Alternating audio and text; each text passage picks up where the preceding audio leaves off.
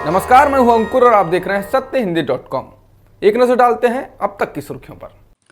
प्रधानमंत्री नरेंद्र मोदी ने आज राष्ट्रपति के अभिभाषण के लिए धन्यवाद प्रस्ताव पर हुई बहस का संसद में जवाब दिया।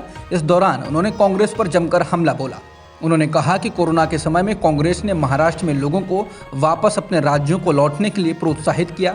उन्होंने श्रमिकों को मुफ्त में टिकट दिए और कहा कि घर जाओ, जिससे जहां यूपी जैसे राज्य में कोरोना नहीं था वहां भी पहुंच गया। प्रधानमंत्री ने कहा कि कोरोना महामारी का इस्तेमाल विपक्ष ने दलगत राजनीति के लिए किया। उन्होंने कहा कि कांग्रेस ने तो महामारी के वक्त हद ही कर दी। कोरोना लॉकडाउन के वक्त कांग्रेस के लोगों ने महाराष्ट्र से जानबूझकर लोगों को वापस दूसरे राज्यों में उनके गांव शहर की तरफ से भेज दिया।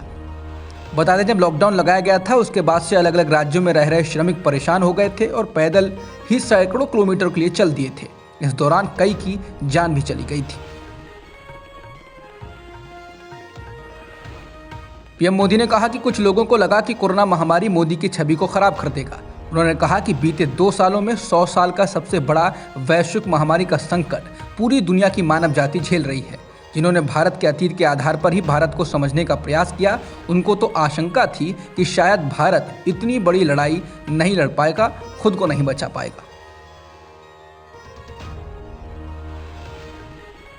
पीएम मोदी ने सदन में देश के पहले प्रधानमंत्री जवाहरलाल नेहरू को लेकर कहा कि आपकी इच्छा होती है कि आप नेहरू का नाम नहीं लेते हैं, इसलिए आज मैं नेहरू ही नेहरू कहने वाला हूं।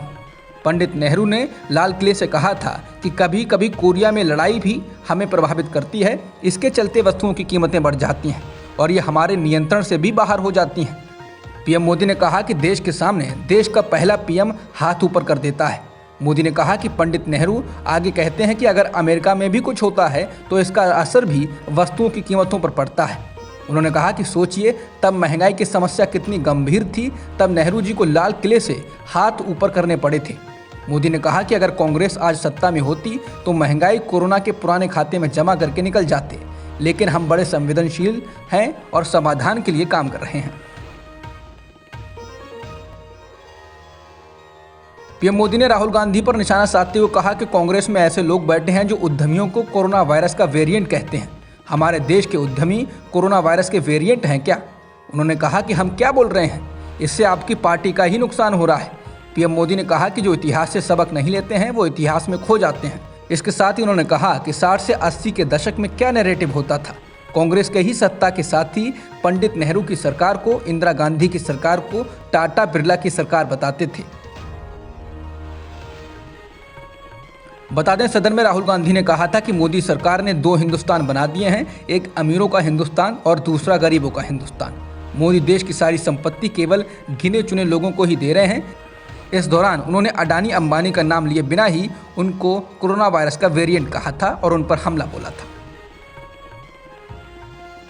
पीएम मोदी ने कांग्रेस पार्टी पर निशाना साधते हुए कहा कि कांग्रेस की नीति फूट डालो राज करो है। उन्होंने कहा कि कांग्रेस के डीएनए में विभाजनकारी मानसिकता है।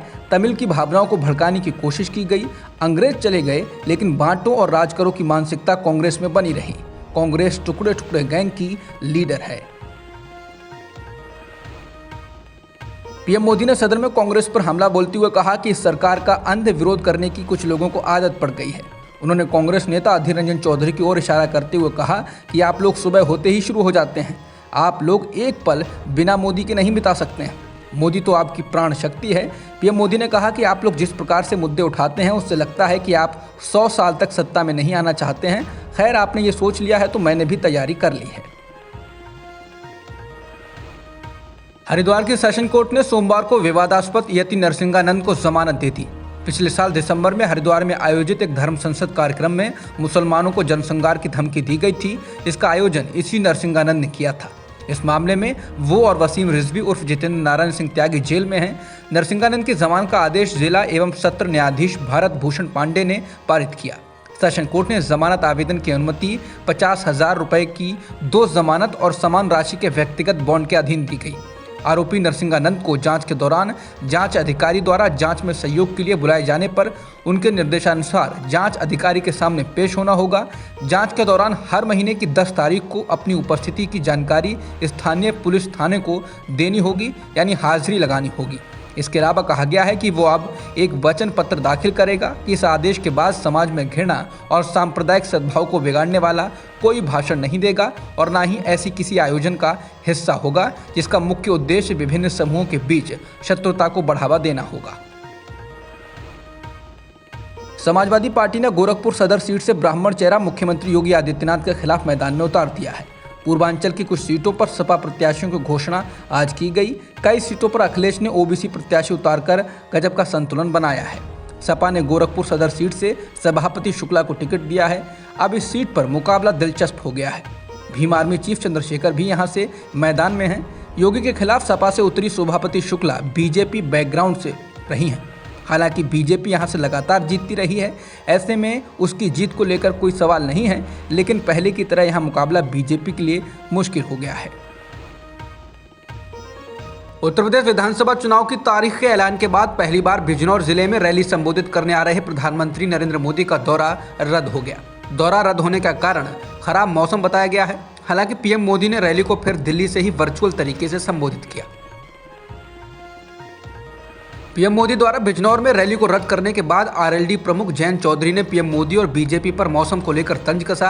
उन्होंने ट्वीट कर बिजनौर में अच्छा मौसम होने का सबूत दिया। जयंत ने ट्वीट कर कहा कि बिजनौर में धूप खिल रही है, लेकिन भाजपा का मौसम खराब है। उन्होंने बिजनौर के मौसम से जुड़ी गूगल रिपोर्ट का हवाला भी दिया, जिसमें धूप खिली होने और तापमान 17 डिग्री सेल्सियस होने की बात कही गई है।